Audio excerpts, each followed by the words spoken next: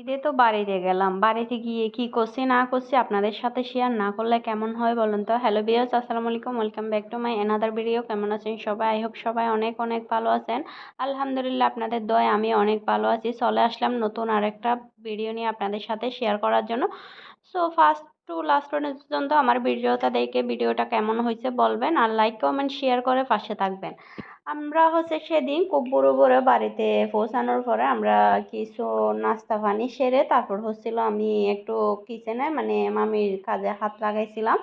আসলে আমি এত ঘুমের ঘোরে মজনু ছিলাম, মানে আমার নেশা, ঘুমের এতই বেশি নেশা ছিল। কারণ হচ্ছে আমি 3 দিন আগে থেকে আমার ভালো ঘুম হয় নাই। ক্লায়েন্ট থাকার কারণে ঘুমাইতে ঘুমাইতে অনেক বেশি দেরি হয়ে যায়। তো এদিকে আছে আবার সেহেরি, আবার সেহেরি খাওয়ার পরে কিছু অল্প সময় ধরে ঘুমাইলে তারপর হচ্ছে এদিকে আবার সকালে ক্লায়েন্টের ক্লিং ক্লিং কলিং বেল বেলের আওয়াজে আবার ঘুম ভেঙে যেত। এইভাবে আমার প্রায় 3-4 দিন আগে থেকে ঘুম হচ্ছিল না। সো আজকে যেহেতু বাড়িতে গেছি, আমার আজকে হচ্ছে একদম ঘুমের নেশা খুব বেশি ছিল, যার কারণে আমি কিসের পরে কি দিতেছি, কিসের আগে কি দিতেছি, কি না কি দিতেছি আসলে আমি জানতেছিলাম না।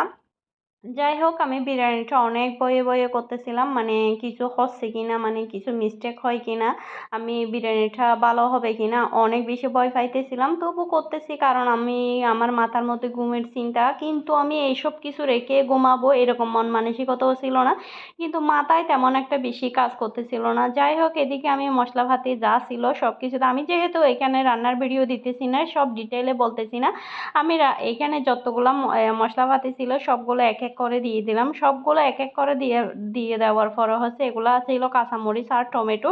মানে আমি বলতেছি না কিসের পরে কি দিতেছি, এগুলো ঘুমের ঘরে আমি নিজেও জানি না।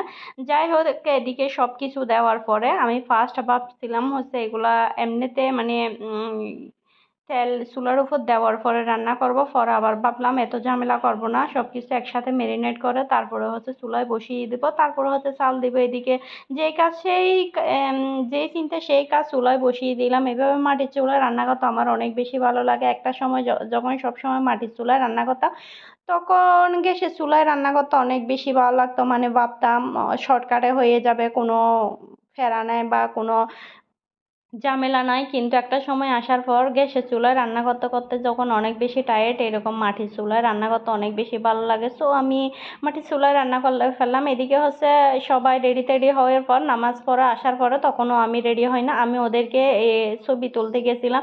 ওদের থেকে আমি ছবি তুলতে যাওয়ার পর ওরা যত বেশি আমার সাথে দুষ্টুমি করতেছিল, কয়েকটা ছবি তোলার পর চলে আসছি। এদিকে হচ্ছে পিচি পিচি আমার কাজিনরা এদিকে চলে আসছে। ওরা সবাই এক লাইনে বসে, মাশাল্লাহ পিচিগুলাকে অনেক বেশি কিউট লাগতেছে, সবাই এক একটা ফুরি সেজে আসতেছে। আমার ওদেরকে দেখে নিজের ঈদের কথা মনে পড়ে গেছে, মানে আমরা ওই সময় কত মজা করছি। আমি ওদেরকে বলছিলাম হাই দিতে, ওরা মাশাল্লাহ কি সুন্দর করে হাই দিতেছিল।